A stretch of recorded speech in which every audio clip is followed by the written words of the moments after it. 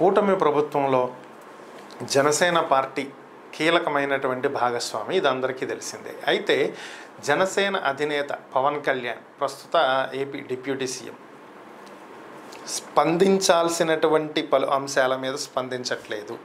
ఇదే ప్రస్తుతం ఉన్నటువంటి ఒక చర్చనీయాంశం. ఎందుకు ఇది చర్చనీయాంశం అంటే, పవన్ వ్యవహరిస్తున్నటువంటి వ్యవహార శైలే కూటమి నేతల్లో ఆందోళన చెలరేగిస్తుంది అనేది ప్రస్తుతం చర్చించుకుంటున్నటువంటి అంశం. ఏంటి ఇది అంటే, నేను మీకు కొన్ని చిన్న చిన్న ఎగ్జాంపుల్స్ చెప్తా, దీంతో మీరు అర్థం చేసేసుకోవచ్చు.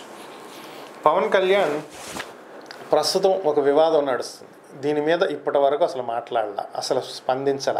దాదాపుగా ఇలాంటి ఒక వివాదమే కొద్ది నెలల క్రితం జరిగింది. అంటే ముఖ్యమంత్రి స్థానంలో ఉన్నటువంటి చంద్రబాబు నాయుడు తిరుమల లడ్డూలో గత ప్రభుత్వ హయాంలో కల్తీ జరిగింది అని చెప్పి ప్రకటించినటువంటి నేపథ్యంలో జరిగినటువంటి ఒక వివాదం, చెలరేగినటువంటి ఒక వివాదం.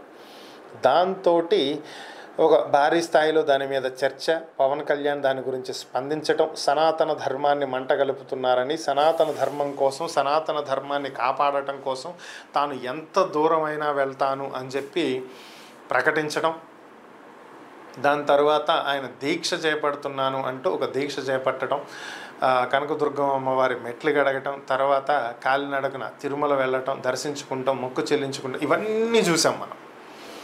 సో ఇదే వివాదం పైన కోర్టులు కూడా స్పందించడం, సుమోటోగా కేసును తీసుకుంటాం, సిట్ వేయటం, ఇవన్నీ చూసేసాం మనం, ఆల్రెడీ అయిపోయింది. మరి దాదాపుగా అలాంటి పరిస్థితి ఇప్పుడు టీటీడీ తిరుమల తిరుపతి దేవస్థానం ఆధ్వర్యంలో నడుస్తున్నటువంటి ఒక గోశాలలో 100కి పైగా ఆవులు మృతి చెందాయని, ఆలనా పాలన సరిగా చూసుకోవట్లేదు అంటూ వైఎస్ఆర్ కాంగ్రెస్ పార్టీ నేత భూమన కరుణాకర్ రెడ్డి చేసినటువంటి వ్యాఖ్యలు గత 3-4 రోజులుగా తీవ్రమైనటువంటి దుమారాన్ని రేపినటువంటి పరిస్థితి.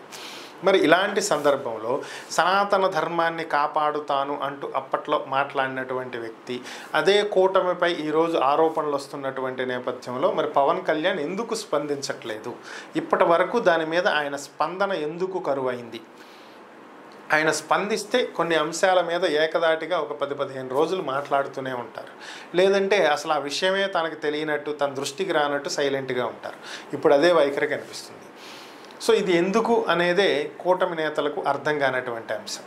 సో అలాగే కేంద్ర పెద్దలతో అత్యంత సన్నిహితంగా ఉండేటువంటి పవన్ కళ్యాణ్ ఇప్పుడు వ్యవహరిస్తున్నటువంటి వ్యవహార శైలి అటు టీడీపీలో ఒక రకమైనటువంటి అభద్రతా భావాన్ని చెలరేగిస్తుంది అనేది రాజకీయ విశ్లేషకులు అంచనా వేస్తున్నటువంటి అంశం. ఎందుకని అంటే, వచ్చే 5 ఏళ్లలో కూడా టీడీపీతో కలిసే వెళ్తాము, చంద్రబాబే ముఖ్యమంత్రిగా ఉంటారు, రాష్ట్ర అభివృద్ధే ముఖ్యం మాకు అని చెప్పి పవన్ కళ్యాణ్ పలు సందర్భాల్లో పలు బహిరంగ సభల్లో ప్రస్తావించడం జరిగింది. కానీ అంతర్గతంగా చూస్తే ఆయన ఏదో ఒక అసంతృప్తిలో ఉన్నట్లుగా కూటమి నేతలకు సంకేతాలు వెళ్తున్నట్లుగా ఒక సమాచారం.